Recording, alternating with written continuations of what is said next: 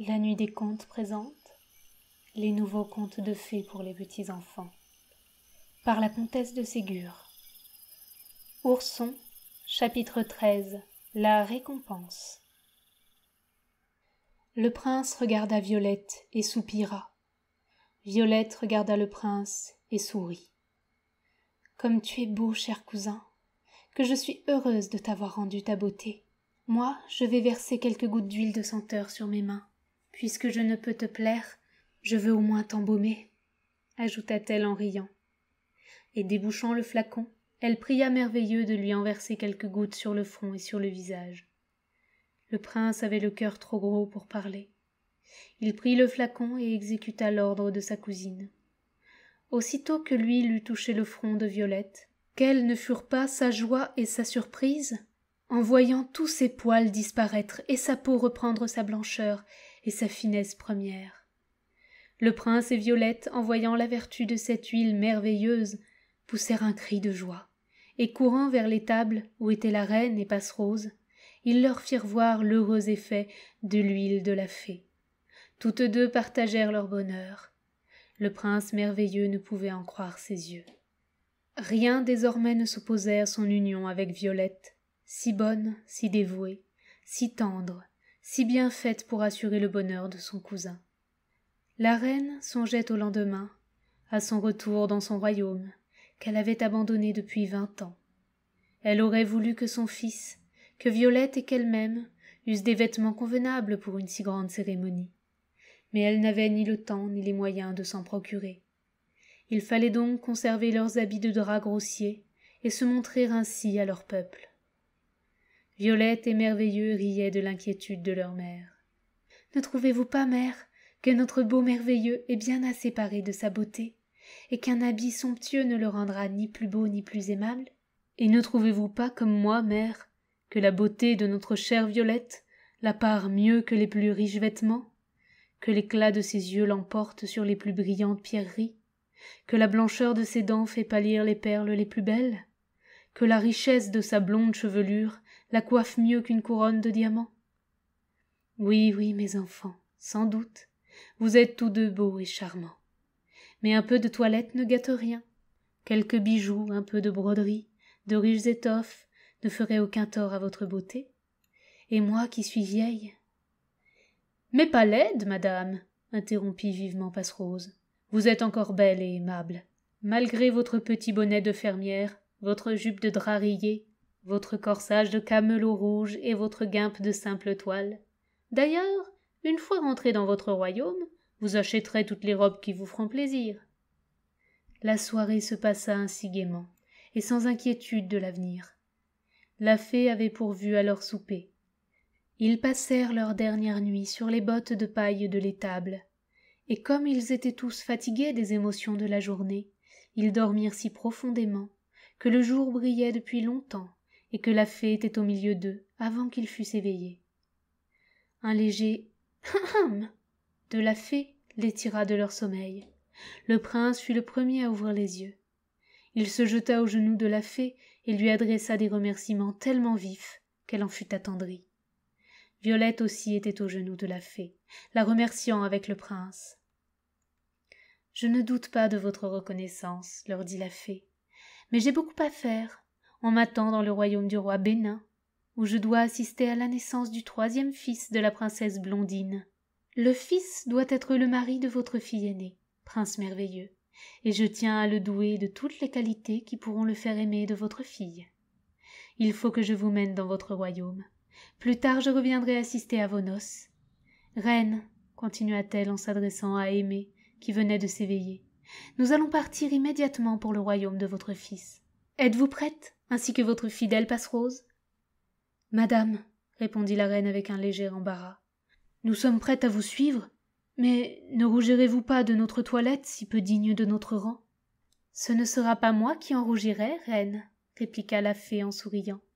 C'est vous qui seriez disposée à en rougir, mais je puis porter remède à ce mal. En disant ces mots, elle décrivit avec sa baguette un cercle au-dessus de la tête de la reine, qui au même moment se trouva vêtue d'une robe de brocart d'or, coiffée d'un chaperon de plumes, rattaché par un cordon de diamants. et chaussée de brodequins de velours pailletés d'or. La reine regardait sa robe d'un air de complaisance. « Et Violette, dit-elle, et mon fils, n'étendrez-vous pas sur eux vos bontés, madame ?» Violette ne me l'a pas demandé, ni votre fils non plus. Je suivrai en cela leur désir. Parlez, Violette, désirez-vous changer de costume ? Madame, répondit Violette en baissant les yeux et en rougissant, j'ai été heureuse sous cette simple robe de toile. C'est dans ce costume que mon frère m'a connue, m'a aimée.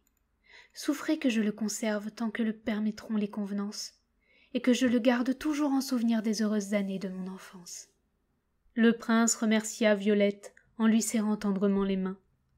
La fée approuva Violette d'un signe de tête amical, fit approcher son équipage qui attendait à quelques pas, y monta et plaça près d'elle la reine, Violette, le prince et Passerose.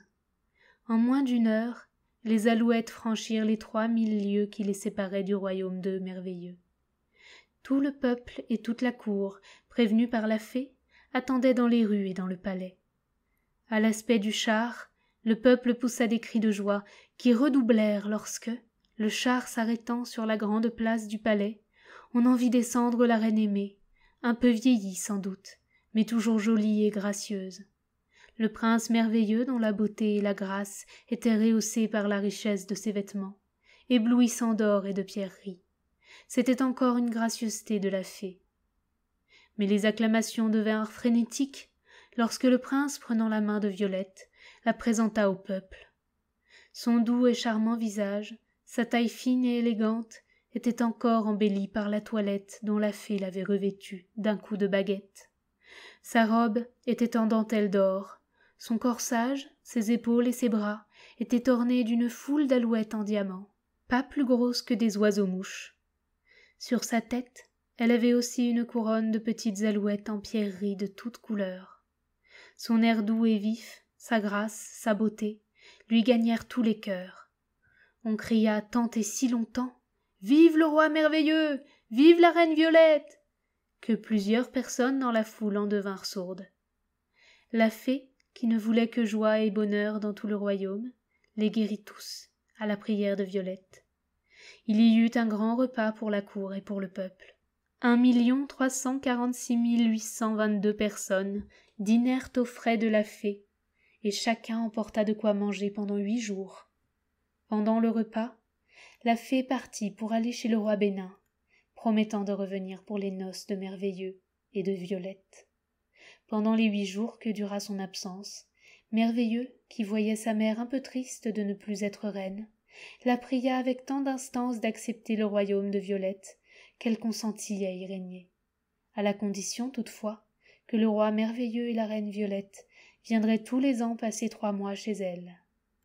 La reine aimée, avant de quitter ses enfants, voulut assister à leur union. La fée Drôlette, plusieurs fées et génies de ses amis furent convoqués aux noces. Ils eurent tous des présents magnifiques, et ils furent si satisfaits de l'accueil que leur avaient fait le roi Merveilleux et la reine Violette, qu'ils promirent de revenir toutes les fois qu'ils seraient appelés.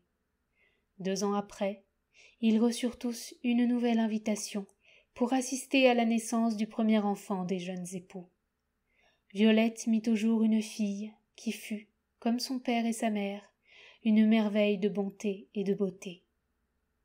Le roi et la reine ne purent exécuter la promesse qu'ils avaient faite à leur mère. Un des génies qui avait été invité aux noces de Merveilleux et de Violette, et qui s'appelait Bienveillant, trouva à la reine aimée tant de douceur, de bonté et de beauté, qu'il l'aima. Il alla la visiter plusieurs fois, quand elle fut dans son nouveau royaume, se voyant affectueusement accueilli par la reine. Il l'enleva un beau jour dans un tourbillon. La reine aimée pleura un peu, mais comme elle aimait aussi le génie, elle se consola promptement et consentit à l'épouser. Le roi des génies lui accorda, comme présent de noces, de participer à tous les privilèges de son mari, de ne jamais mourir, de ne jamais vieillir, de se transporter en un clin d'œil partout où elle voudrait. Elle usa souvent de cette faculté pour voir son fils et ses petits-enfants. Le roi et la reine eurent 8 fils et 4 filles. Tous sont charmants. Ils seront heureux sans doute, car ils s'aiment tendrement. et leur grand-mère, qui les gâte un peu, dit-on, leur fait donner par leur grand-père, le génie bienveillant, tout ce qui peut contribuer à leur bonheur.